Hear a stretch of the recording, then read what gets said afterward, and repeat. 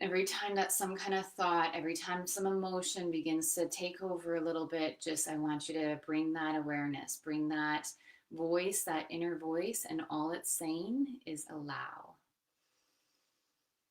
Allow.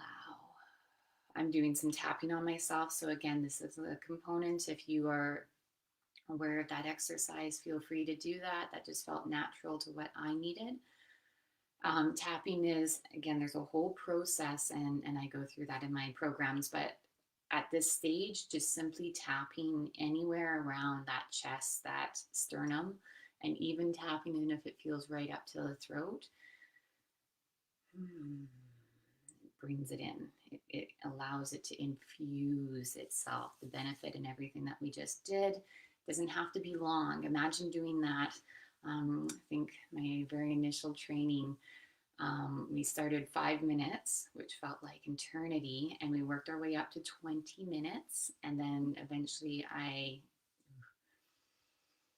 remember the amount of emotions that came up. So our cap was at 45 minutes, and it was 45 minutes of intensity within the room, within the teachings. Anyway, so we integrate and we start off at a base level and we work and we make those little baby steps until eventually those baby steps just really begin to form a solid container for you to excel, a solid container for you to feel safe and secure and trust yourself. This inner trust, self-sabotage can feel like you don't trust yourself, like you don't trust your intuition, and when we choose that route, it can really start to change. And change is a word that comes up. Maybe transform. No, maybe not transform. Transition. It can create a transition from feeling empowered and feeling like you're making movements, steps forward in your life that you need to make. And again, going back to our needs and wants, it's a need thing. So when that need is not being met, or when that need is, whether by ourselves, our choices, we self-sabotage, we put that need into a compartment that is that we're not good enough, that we don't deserve, and that is false stories, that is not the truth. And so when we bring that forward, when we start to look at these triggers, because a self-sabotage can be a trigger that automatically sends a whole host of actions and mind and emotional and psychological components.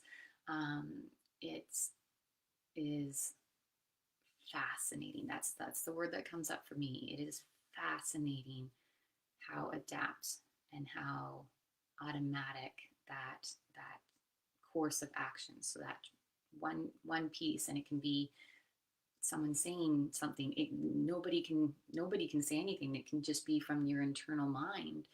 And it can all of a sudden create this ripple effect of all these little actions that are taking you away from your path.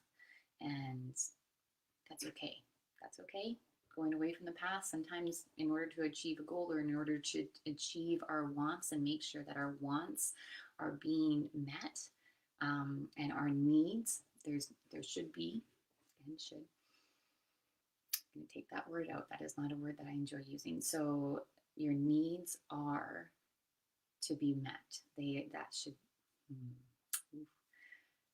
the needs are the basic level, and when you're going away from your needs, or when you recognize or realize your needs are not being met, that should be a beautiful place to start. And this activation helps sometimes when you're feeling like you don't know where to go, or you're feeling stuck, or you're feeling stale.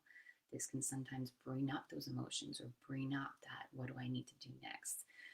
Start with this exercise for a maximum of 2 minutes. If you go less, that's okay. These pieces, these teachings, my teachings are powerful. They're not necessarily meant to be done for a long time, but they are powerful tools that we bring in when needed. And the biggest thing is, like in my course, we begin to integrate. And when you integrate, instead of being like, oh, like this is how I'm feeling, this is what I'm doing, I need to change it. And it's fascinating as soon as we might have a whole host of tools, but if we don't look in our toolbox, they might not as well be there. And so integrating tools into your life is a crucial component. A piece, and I'm just going to end off on this, a piece that I have witnessed in the world, in the health wellness, in life in general, is information overload. We're looking all the time so much outside of ourselves. We're trying to find that piece that is going to fix.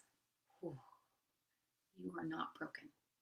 There is nothing to fix. And again, this is just me trying to present myself, and my teachings are geared towards realigning and even just kind of discovering again your inner knowing, and that inner knowing giving you the guidance system and giving you the integration of knowing those tools are there and finding the tools that really work and resonate for you, which means you got to try a lot of tools. There's no one way to find your empowerment mm, formula. That's, yeah. So an empowerment formula is yours, uniquely yours alone. And finding that unique formula when you're feeling disempowered or when you're feeling in those lower vibration places, you take the tools forward that really resonate for you. And if this one happened to resonate, then I encourage you to just start off 2 minutes and begin to activate it when needed, and always want to activate it when you're not in the stuff, because when you're in the stuff, that's when you almost need to have like an automatic, this is where I'm at, this is what I do, and that takes time to cultivate.